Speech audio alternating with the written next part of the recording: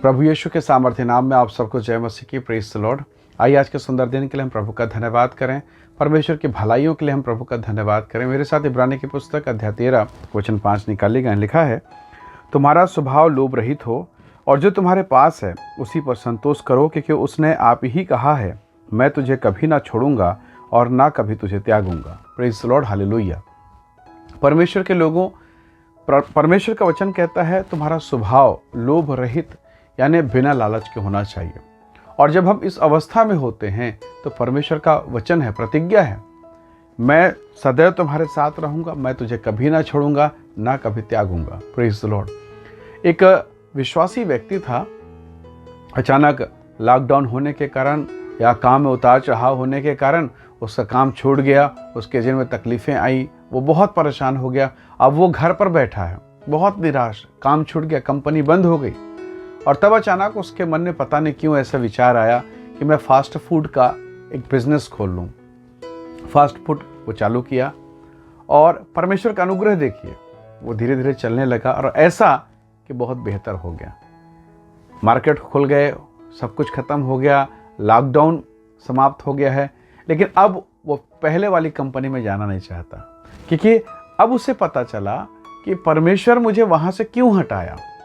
और आज जिस पोजीशन पर मैं हूँ, शायद लोग मुझे ना देख पाएँ, लोग मुझे मेरी पोजीशन को पहले जैसे महसूस ना कर पाएँ, पर वो कहता है मैं जानता हूँ परमेश्वर ने मुझे आर्थिक स्तर पर, मेरे बिजनेस पर इतनी आशीष दी कि मैं वहाँ था इतना आशीषित नहीं था। जो फ्रीडम आज मुझे है कि मैं कभी भी प्रभु के साथ बैठ सकता हूँ, प्रभु की संगति कर सकता हूँ, वो फ्रीडम मुझे पहले नहीं था। Praise the Lord. प्रभु ने कहा मैं तुझे कभी ना छोड़ूंगा।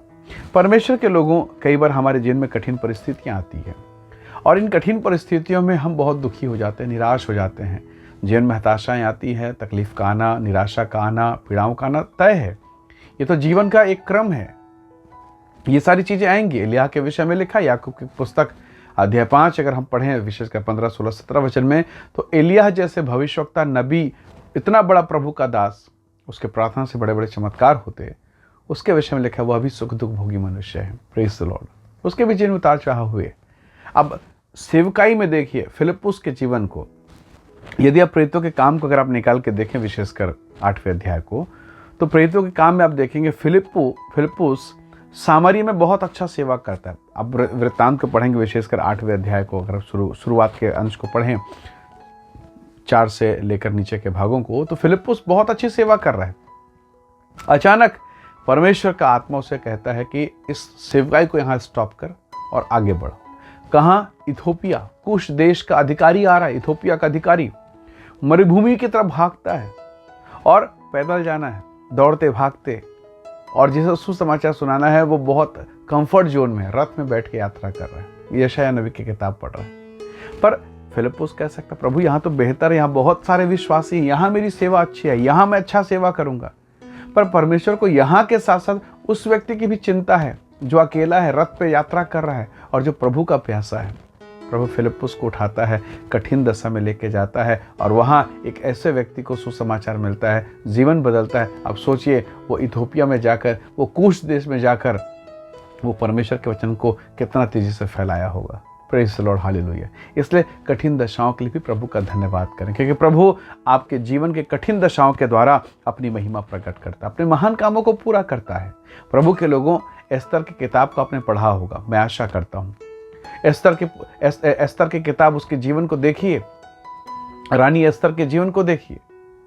वो किस दशा में थी? वो गुलामी की दशा में थी, परंतु परमेश्वर ने उसे ऊंचा उठाया। उसके जिन कठिनाइयां आई, परमेश्वर ने उसे ऊंचा उठाया। और अब रानी बनकर क्या उसका जीवन इतना आसान हो गया? नहीं। आज उसके संपूर्ण यहूदी जाति पर संकट है। और तब वो कठिन दशा में वो रोई, वो निराश हुई, ऐसा नहीं है। उसने उपवास रखा, 3 दिन का उपवास। कहा, ना मैं कुछ खाऊंगी ना मैं कुछ पीऊंगी, और ऐसी ही दशा में अपने लोगों के लिए, अपने परमेश्वर के नाम को लेकर मैं राजा के सामने बगैर उसकी अनुमति की जाऊंगी। वो राजा के अधिकार को चुनौती देती, वो डरती नहीं है। और परमेश्वर का धन्यवाद, जब उसने उपवास रखा, ध्यान से सुने, जब उसने उपवास रखा, प्रभु ने काम किया, राजा रात भर सो नहीं पाया, उसने इतिहास की पुस्तक को पढ़ा। हालेलुया।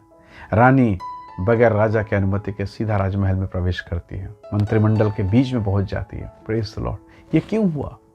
ये इसलिए क्योंकि इस एस्थर ने कठिन दिनों में प्रार्थना किया। किस लिए हुआ?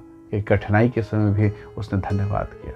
परमेश्वर के लोगों, मेरे और आपके जीवन में कई बार कठिनाई आएंगी और इन कठिनाइयों के द्वारा भी परमेश्वर अपनी महिमा लेगा। इसलिए यदि आज आप कठिन दशा में है, पीड़ा में है, परेशानी में, प्रभु का धन्यवाद कीजिए और उस कठिन दशा में ये खोजिए, ये मनन कीजिए कि प्रभु इस बुराई में, इस पीड़ा में आपकी मनसा क्या है, कहाँ और किस जगह पर प्रभु आपको अपनी महिमा का इस्तेमाल करेगा, आपको नहीं मालूम। सोचिए, यीशु का जुबान, यीशु के शब्द सुनकर सामरिया में सामरी स्त्री का जीवन परिवर्तित होता है और वो जो परिवर्तित हो गई है, आज उसके जुबान को सुनकर पूरा गांव परिवर्तित हो गया, पूरा गांव बदल गया, पूरा गांव पाप मुक्त हो गया, बोझ मुक्त हो गया, रोग मुक्त हो गया। Praise the Lord. कैसे हुआ? क्योंकि वो स्त्री पहले पापियों के संपर्क में थी, पूरा गांव पापी है।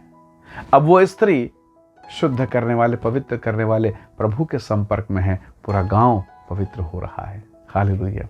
आप किसके संपर्क में हैं? कठिन दशा में निराशा के संपर्क में हैं, कठिन दशा में आंसू के संपर्क में हैं, कठिन दशा में उदास हो गए हैं, या आशा देने वाले यीशु की ओर देख रहे हैं? कठिन दशाओं में आइए हम अपने मन को परमेश्वर की ओर लगाएं।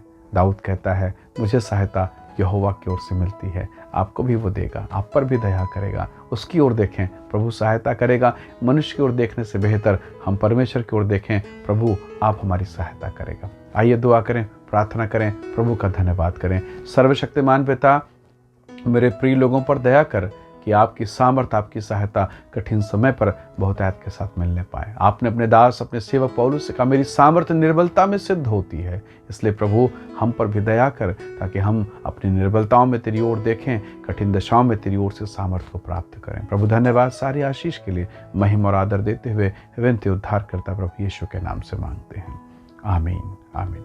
प्रभु आप सबको बहुत ऐसे आशीष है। बहुत धन्यवाद। जय मसीह की। Praise the Lord.